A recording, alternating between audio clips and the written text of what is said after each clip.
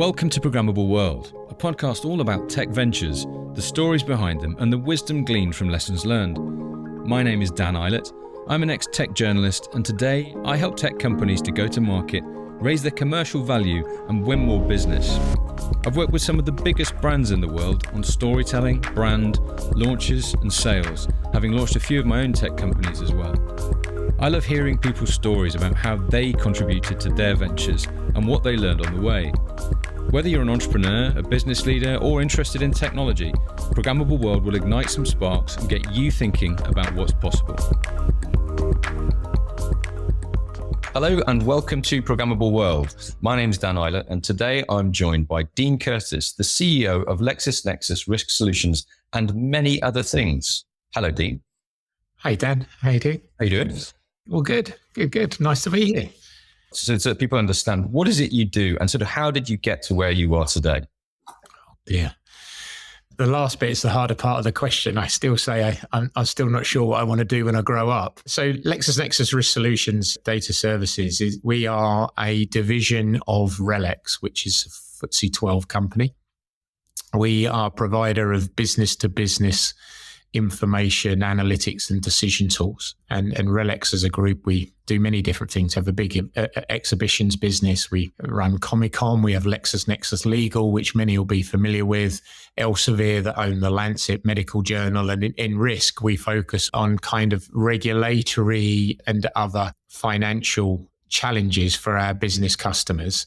The businesses that I oversee are in energies and commodities, aviation, real estate, agriculture, HR. So there's a broad array of business to business. It's a huge data business, effectively, right? It absolutely is. Yeah. We use data, we collect data, we build data ourselves, and then we also add value to that data via analytics and decision tools that enable our customers to make the right business decisions in the point of their workflow where they need to make them. I got into it actually a little bit by accident. So I had a background in football.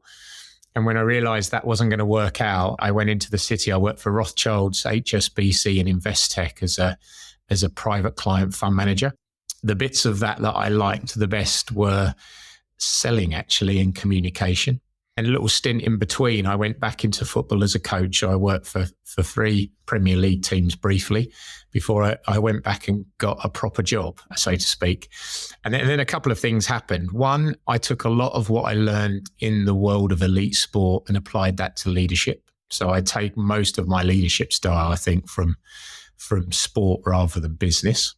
And the other thing that happened is, just after 9/11, I was approached by someone who I knew who wanted someone that was networked in the banks to help with sanction screening and anti-money laundering and compliance, which was becoming a bigger thing after that horrendous event. So I spent probably 15 years specializing in using data for anti-terrorist financing, anti-money laundering and fraud. And LexisNexis Risk, we are probably the largest provider in the world of those services. And then that role spread more generically into other industries and using data for business decisions. And that's really kind of how I sit in front of you today. One of the things you mentioned there was, your learnings from sport and leadership. What would you summarize as those learnings? Some big ones, really. I mean, individually is around performance, the value of performance. And in business, performance and results get mixed up. So the saying that I use is performance is doing the things you need to do to get the results you want. Business is obsessed with results and outcomes. Hit your target, hit your number, hit this. And in the world of professional football, you would never stand in front of a group of players and say you need to win. It's like telling your child they need to pass an exam or not to worry. It's unhelpful information. There's lots of things that, and it's I'm ultimately as a business leader judged on financial results, but an absolute obsession with that doesn't help me get there. So the first thing is a true performance focus to an individual and teams. That then really translates itself to a growth mindset of how do you turn up today and be better than you were yesterday. Right. So that's probably the biggest individual dynamic. And what you tend to find in the world of business, sport and life in general, for me, is excellence isn't magic. These people haven't got this stardust that sprinkles. It's actually very, very easy. Well, it's not easy. It's simple, but because it's simple, it's not easy. So for me, the best people in any field are able to do the mundane things consistently better than everybody else. That's the secret sauce.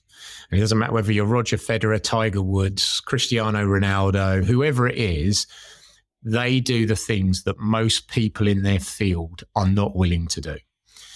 The second thing, the way that translates actually is to teams. If you look at what the best teams have, it's people use buzzword psychological safety, but the big thing is mutual accountability. Do you put the team before yourself? And that's very easy to say and it's hard to do. But let me give you an example. In the world of football, you can sit in a dressing room. It doesn't matter whether you like the people in that dressing room, and sometimes you might not, even in the best teams in the world. But in 90 minutes, you are conditioned to win or lose together, right? In business, you sit around boardroom tables and people in their minds are thinking, they're not very good, they'll be gone in a year, right? And straight away, that whole team ethos falls apart. And where that translates day to day is, in sport, if someone is out of position or they make a mistake, people cover for them. In business, you sit there and go, oh, marketing's messed up again. Yeah, and point the finger. One of the things I try and do as a leader of leaders is create teams that are mutually accountable, where everyone sees their role in the whole greater than just being a functional lead. Really, really rare in business, but I believe it's a huge differentiator. Absolutely. Yeah, you don't hear that much really when, everything is siloed so well in business, and then it gives everybody an excuse to point the finger when something goes wrong. Yeah. And the phrase I use there is, how do you turn a team of leaders into a leadership team? Obviously, you work globally, but how do you find attitudes to that in different countries, UK versus US versus rest of the world, and other places and so on? Do you think that some countries nail this better than others? That's the cultural question is great. Yes, I think that those country and cultural differences are less extreme than probably they were 20 years ago. But I think each of them have different challenges. So particularly, example in the US, people typically think of their careers as outcomes over performance. How much revenue am I managing? How many staff do I have? What's my salary? They're all outcomes, right? That's not about the individual's performance and how they're growing. They measure themselves by the outcomes only. And I think that is a dangerous thing for anyone to do. I know in my own career, when I make decisions based on just money alone, they don't end very well. In Asia, there is sometimes cultures need things to follow or people to follow because it's quite hierarchical. The challenge for that as a leader is, how do you truly get a view on the ground of what people actually think? And that takes quite a lot of work and effort to bring out their voice, which is really important because a lot of the businesses I run, most of the growth potential just based on pure macroeconomics is in Asia.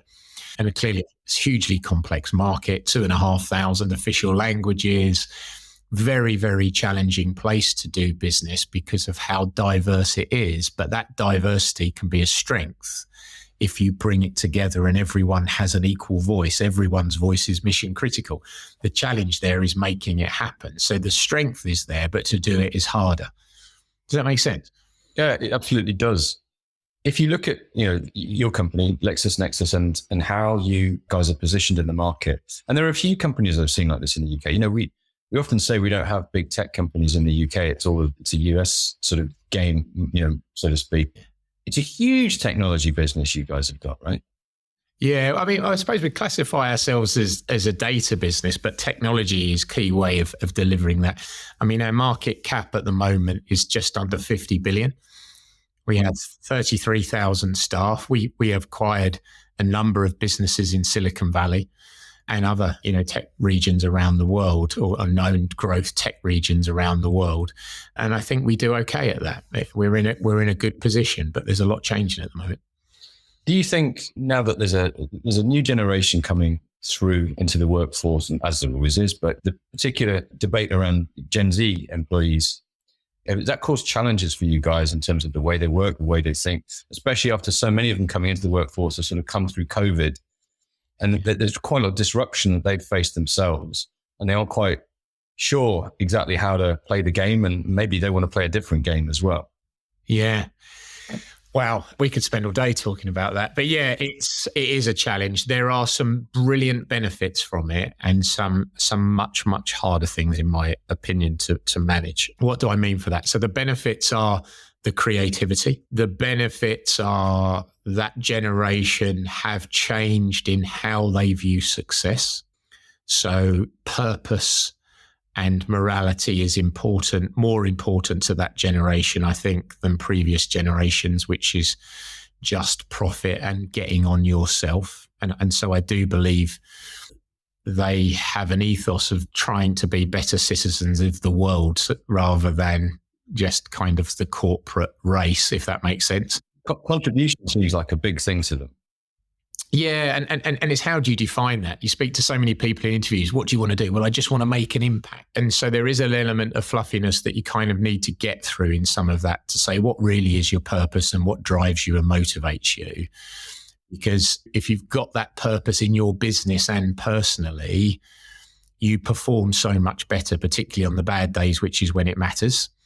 And, someone says you'll never outwork someone who's having fun doing what they're doing, because they're just totally dedicated. And all of the leaders in our business, actually, their compensation and their performance has a high element of our employee engagement and motivation, because satisfied, happy employees perform better. That's fact. More of the challenges are, and we're seeing this now, anybody that hasn't been in the workforce for more than 15 years has never worked through tough economic times and a recession. And so the last recession in the UK and the US was 2008. And so all we've seen is these high periods of growth where there's pay rises every year and there's opportunity everywhere. And that's quite a prolonged period. And I think we're starting to see some change there. And what we saw through COVID is I've been flexible working, and my place of work has been my home for 16 years. I believe in it passionately, because I'm able to get the balance with my family, but also the phrase, I'm not a big believer in balance. I need to be where my feet are. Sometimes I need to be working hard, and sometimes I need to be a great dad. And I can manage my week flexibly by doing that. We're all still playing with what great looks like, but the chances are that the flexibility we've been afforded over the last 3 or 4 years for COVID will help everybody. The challenge is how we hold ourselves accountable for that opportunity.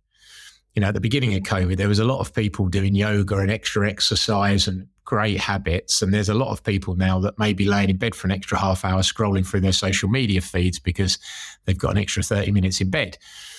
Whether that's right or wrong is not for me to say, but we have to make sure from a performance perspective that we use the environment that we've been afforded in a more positive way, is what I would say to that. The other challenge is things like loyalty. We saw what they called the Great Resignation. There's a lot of work now to say a lot of people regretted that. That's natural, by the way, because I think we all looked at how we were living our lives over COVID and what life meant. We saw people retire early. So it wasn't just the young generation. We saw a lot of change in how people viewed their lives and their careers. But what we have seen in that younger generation is how they view careers as just an assignment and a project rather than, our parents. And, people stayed in business, same company for their whole career, and they still do in Japan and places like that, right? So it'll be interesting to see how the next couple of years go. The big thing that for me, for the younger generation, and my son's just started work as well, is I learned so much. And all of my success, what success I've had has been by being around brilliant people. And in a remote work environment, you learn less for sure, particularly as someone young and new to the workplace. And I want my son to be around the people he works with, because it's the things you pick up when you're not in this environment on a screen, just how people act in the office. All of these things influence you. And I was very, very blessed to work around some brilliant people that helped mold me. And I think that we're losing that at the moment for sure. So we get the benefits of flexibility, but there are some downsides to that. Yeah, 100%. I met a guy. I was at a dinner party on Saturday night, and I was sitting next to this guy, and we were talking for about an hour and a half. And we realized after an hour and a half, we'd actually met before, but we'd met over COVID on Zoom, and it was one of the people on the call. But it took that long. And if you'd have met that person in a room, you'd have immediately remembered. But it was the fact that we just kind of missed each other because we hadn't really had that connection. That connection. You would definitely remember it. With young people looking for projects and kind of working in slightly different ways, and also, like as you say, they are thinking about moving around and what interests them more, and right, fairly so in many respects. How is that change in tenure going to impact things? I mean, I think we should talk about ESG with this, because a lot of companies want to make huge strides in ESG, even though a lot of them can't really define what ESG is. But do more, better socially, and better to the environment, so on, better governance, etc. But without people hanging around and being in the business for long enough, I mean, even CEOs, the average tenure may not be long enough to affect real change. Would you agree tenure is becoming a real challenge for global companies? Absolutely is. It's really, really significant, right? It's, what would I say? We see in our organization a bit of a threshold where if people join, there's this spot between 3 and 5 years where attrition tends to go up. And if someone stays longer than 5 years, they stay for quite a while. So some of the business I run, we've got quite a high population that have been in the business more than 25 years. And that actually gives some nice diversity of thought. So we've got the legacy, and then we've got young people with new skills, and they blend together quite nicely. But what's clear is the relationship between the employee and the employer has changed significantly in the last few years. My father's generation was, you get a brown envelope with some cash in as your wages, and you'll do what I told you to get that envelope. And it's not like that anymore, clearly. And I think purpose is really, really important for someone. What they do and the meaning of it is often more important than the money and other things. And particularly in areas like sustainability, and we play in that space. We do a lot of stuff on sustainable aviation fuel, carbon flight emissions, carbon. We have a carbon business. You get the attraction of some brilliant talent that actually really want to make a huge difference. And I think so. The thing that overlies all of that is purpose is hugely, hugely important. But there are other things you can do as an employer around how you relate and your moral obligation of how you make money in a particular field, area, geography, town, city, and what you give back. So across RELX, we have 33,000 staff. Everybody gets 2 days off a year to do charity work. The impact that has on people and the stories we share around the charities we help really does create a difference to the team. We get a lot of questions now in interviews around carbon footprint. So we offset all of our scope 1, scope 2, and we're working through the supply chain scope 3 emissions. And that's really, really important to quite a growing member of the population, how we screen our suppliers. The other thing is culture and around inclusion. I've hired people and they have gone through my LinkedIn post for 2 years to check what type of a leader am I? Do I mean what I say about creating an inclusive culture? So there's a very, very different lens on an employer and a leader now than there was. Checking up on you, basically. Yeah. It's massive, isn't it? Yeah, it is. It's huge. It's a real shift. Do you think, talking about the business now, and you've been there for a fair amount of time, you must have seen quite a lot of companies either try to work with you or, potentially look for investment in the tech space. What do you think makes a successful venture? Wow, we see a lot of it. So we buy a lot of businesses, and then obviously businesses want to partner with us. And I've been involved in almost startups within this organization and others at Thomson Reuters, Wolters Kluwer, where I've worked before. And the only thing that's really different about that is the support and how you get funding. As a standalone business leader, you're working with banks and private equity companies and others to raise funding. For me, honestly, what makes the difference? Clearly, there needs to be a good idea and a purpose behind the business. But the key thing for me is the actual go-to-market piece. And that's where I see most go wrong. I have seen some truly, truly passionate, brilliant people, far cleverer than I, creative, create some really wonderful things that go nowhere because they're not able to translate it into money. And that sounds really, really ruthless. But in any business, nothing happens until someone sells something.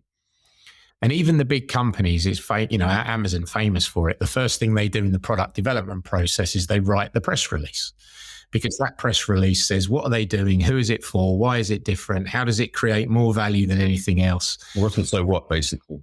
Yeah, exactly. And that's where I see most of this go wrong, is how does that translate? And that is an area actually where the creativity and passion can be a negative.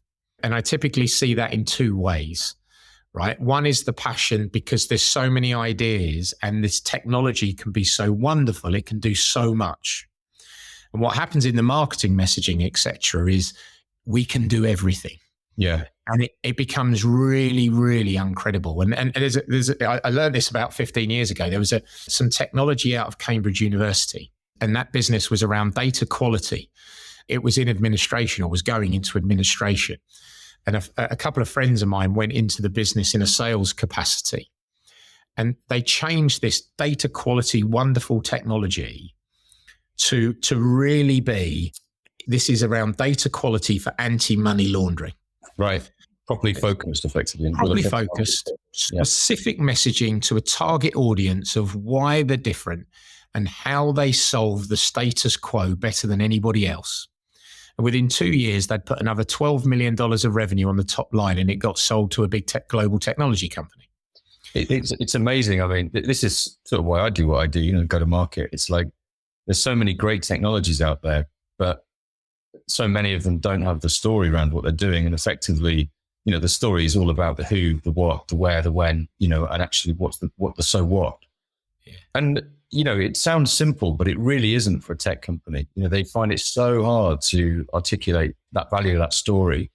Yeah. And, I think I've seen more recently a lot of investments from sort of high net worth and family offices where they've gone into technology because they bought into that creativity, but they haven't necessarily gone about it in a way, they may have done a bit of due diligence, but they haven't really thought about how the tech market works because they don't know it. Yeah. And I think, what's interesting about what you're saying is, you see a lot of that come through, and you could have a technology engine that does 1,000 things, but really you only want to buy the thing that does, the company that does the one thing well, because you can figure out the use cases for all the other stuff, right, that you need it for. Yeah. That's where it goes wrong, because you can get so passionate about the idea. Buying rather than selling is an emotional experience. And I know I'm preaching to the converted, and you do this better than I do, but that emotional value is so key. Example is Tesla car seats, right? They call them vegan leather. Well, 6 years ago, they would have been called plastic or PVC. But my point is how you create the emotional value.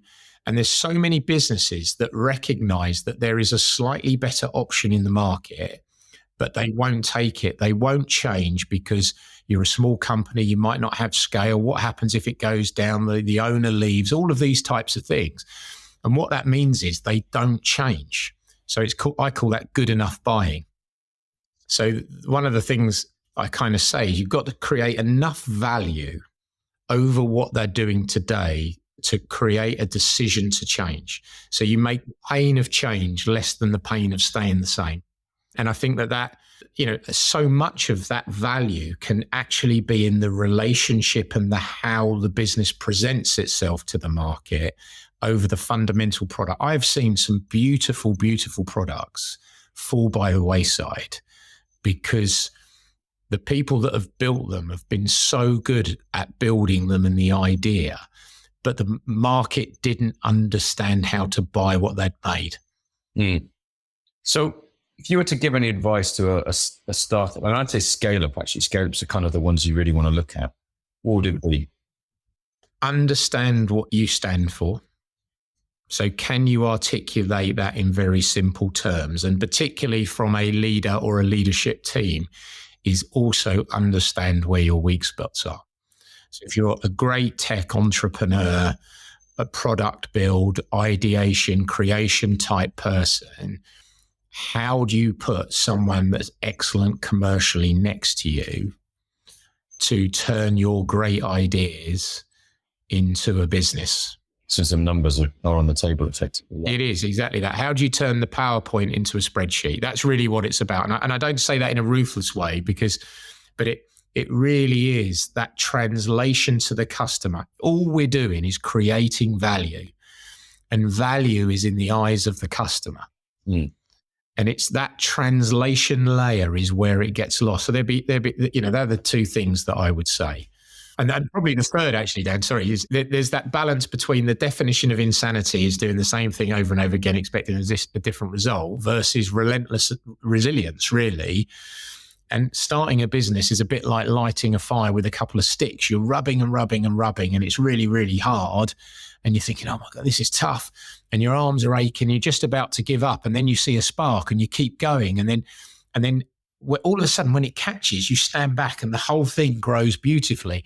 And it's that front end piece of understanding the performance and backing yourself, particularly commercially, that what you're doing is right. Yes. But having the resilience to see it through based on all the challenges that we all inevitably find when we're trying to do it. Brilliant. For you, next, there are obviously some very interesting technology and data tools or technology tools that you could take advantage of. Everybody's talking about GPT, but there are other AI technologies and so on. What is catching your eye at the moment? What do you think the future of your business holds with technology? Yeah, clearly we have to change, as we always do, and embrace these new technologies. We are very good with big data, and that was not understood 10 years ago. We use machine learning and AI, but the last few weeks in particular, the GPT thing has been massive. And the first thing I think is understanding it, and it's actually technology. You talk about ESG and technology, there is going to be a massive ESG part to technology in the next 10 years. By 2029, AI will be more powerful than the human brain. And by 2050, it will be 1 million times more powerful than the human brain, which would be like comparing a human brain to one of a fly, right? So how we do that as a human race is really important. And I think the thing about GPT is people are seeing the sizzle and the outcome, but that's not the power of it. The power of it is the input. Because the only way you can test GPT is if you know the answer, right? So by very definition, it can only create what you know the answers to and be checked. But the real key to it is, while everyone's playing with these outcomes, is they're feeding it with fuel of data all of the time. And that's why Facebook works on the network effect, right? It's because people are posting their media. That's why Airbnb can be such a great travel company, but it doesn't own any properties. The same with Uber with taxis. It's the input of content like Google that makes it powerful.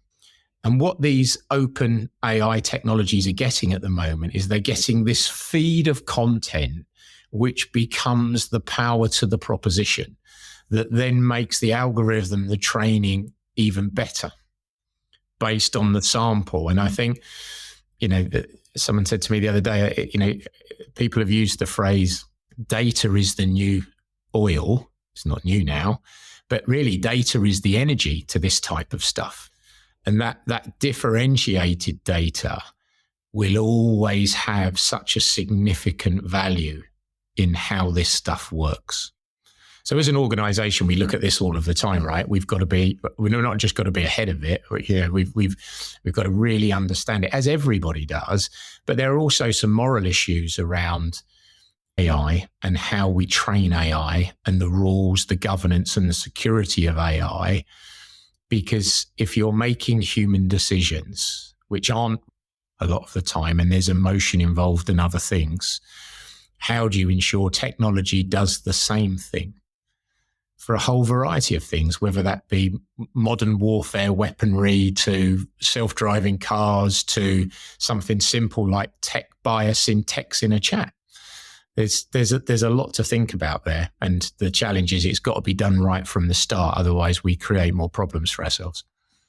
You guys are based pretty much in the center of the city. The city's talking a lot about ESG at the moment. And some of the failings that are coming on the back of the lack of definition around it, and there's a bit of a backlash against ESG initiatives right now because they're fully defined in many cases, fully measured. Many would say people are getting behind ESG so much because everybody agrees more needs to be done. But when you actually get into the real detail, it doesn't tend to really come. Would you agree there's a challenge there? And if so, how do you attack that? I kind of agree that everybody thinks it's important, but I think where the world is going wrong at the minute is because the world's so big, it doesn't agree. People don't believe day to day that their own individual contribution matters hugely based on all of the stuff that's going on in the world, right? So for me, it's not actually individual consumer choice that's changing that. People will talk about plastic waste, but if they're thirsty, they'll buy a bottle of water. That is why I do believe it is a corporate responsibility. It probably and to your point, Dan, it does need definition, standardization, and regulation. The thing that I see drive the change the quickest actually is access to capital. And some of the big shareholders, your BlackRocks and others, have been very, very clear on what they expect of companies that they invest in. And for me, it's that element that's driving change the fastest.